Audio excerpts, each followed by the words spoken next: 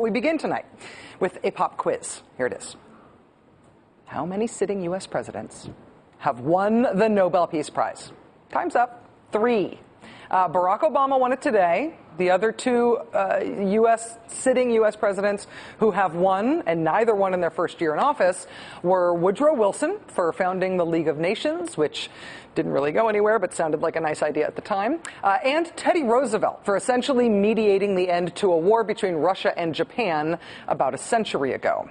Our current president acknowledged today, as he received the award, that it is unusual for him to get this award before he's done anything like the accomplishments for which those 2 previous presidents were honored. But even beyond just the timing of this award, another issue loomed rather large over the president's acceptance today of this award for peace.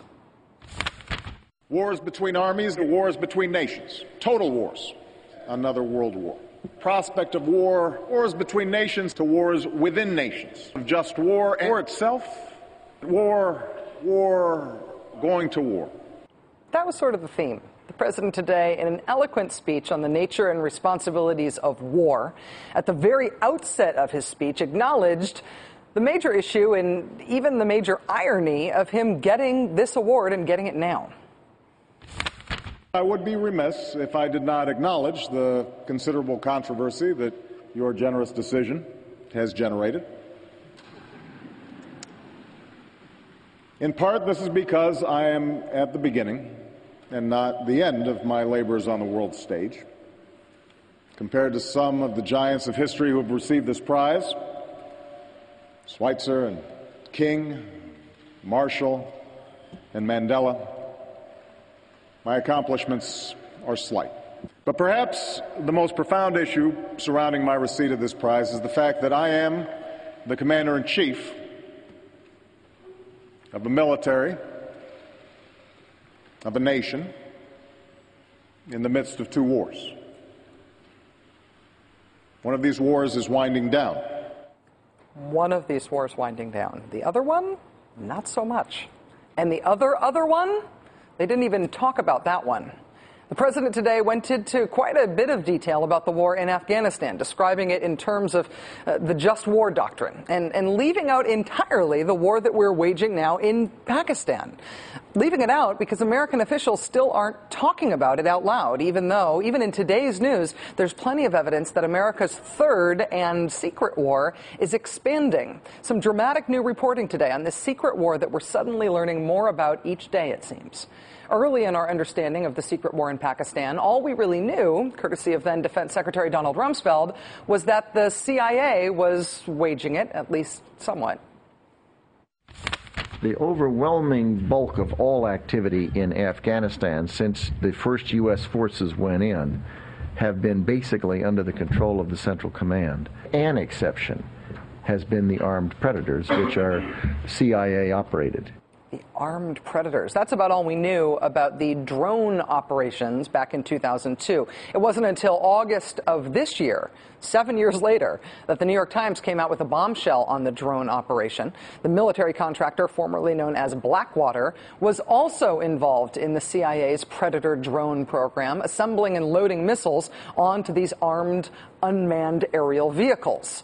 So, as of this summer, we knew the Pakistan drone war was a joint CIA-Blackwater effort, but then just last month there was another major development from the nation's Jeremy Scahill. Contrary to what we'd believed to be true for years, Scahill reported that the U.S. military was in fact involved in the drone strikes in the secret war inside Pakistan. A huge development that Scahill was kind enough to flesh out here on this show. Okay, so this is a huge deal, because in terms of learning about what we're doing with the drones, what we've been able to say up until this point is, yeah, the military uses drones. The military uses drones in places like Iraq and Afghanistan. They use them for surveillance. They use them sometimes for bombing.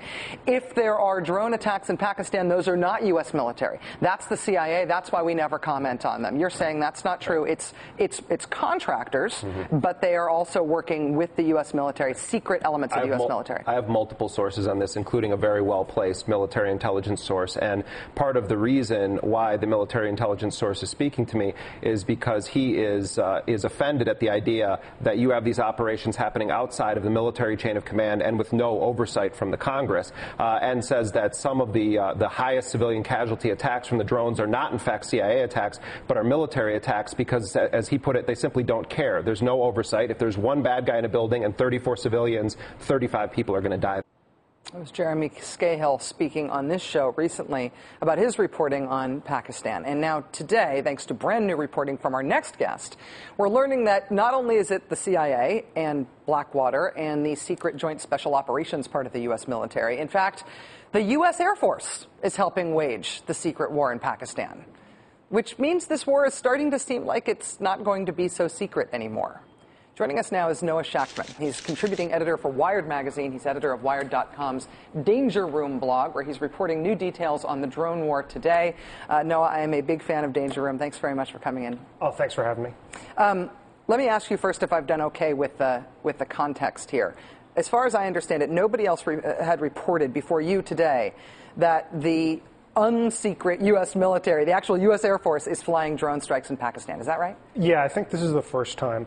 I was over the summer at a clandestine base in Southwest Asia. I'm not allowed to say where, but you can find it on Google. I think I found it on Google today. Okay. And there's a big screen in the middle of this warehouse that they've turned into the operations center for the whole air war from Afghanistan to Iraq. And it turns out on the big screen, there was also a bunch of drones flying over Pakistan, too.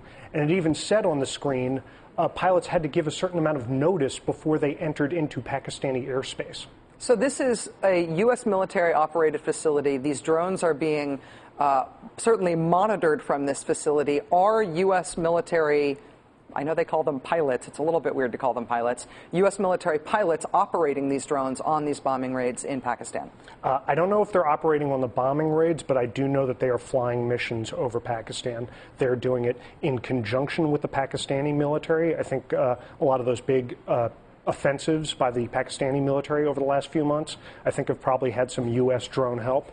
And I know that they're allowed to chase in hot pursuit a militant from the Afghan side to the Pakistani side of the border. And then they also seem to be running these other missions. Other missions, which are they're still not talking about them, but they at least let you report that they exist.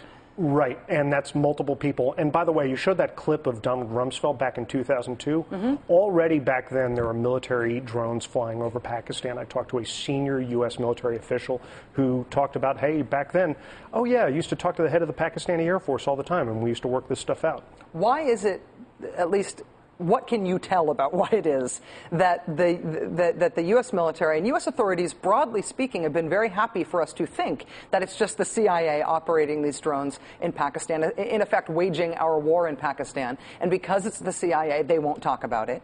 Why have they been happy to let that impression stand if our military has been involved all along? Because if it's CIA secret squirrel, then there's not a lot of oversight. You don't have to ask a lot of questions.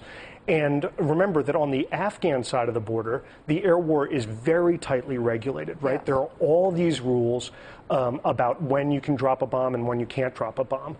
I was with a group of Marines in Afghanistan over the summer, and they spent 36 hours under fire before they got permission to drop bombs on the guys that were shooting them, right? But then on the Pakistan side of the border, you hear about all these drone strikes, and there's a dozen dead, 2 dozen dead, 3 dozen dead, 4 dozen dead. Well, you don't get 4 dozen dead in an air attack if it's tightly regulated. So if it makes the reason that it is so tightly regulated on the Afghan side of the border is because of American strategy. We're trying to reduce, if not eliminate, civilian casualties as part of this whole counterinsurgency doctrine. If that strategy makes sense on the Afghan side of the border, why is the same strategy not being used on the Pakistani side of the border? Awesome question.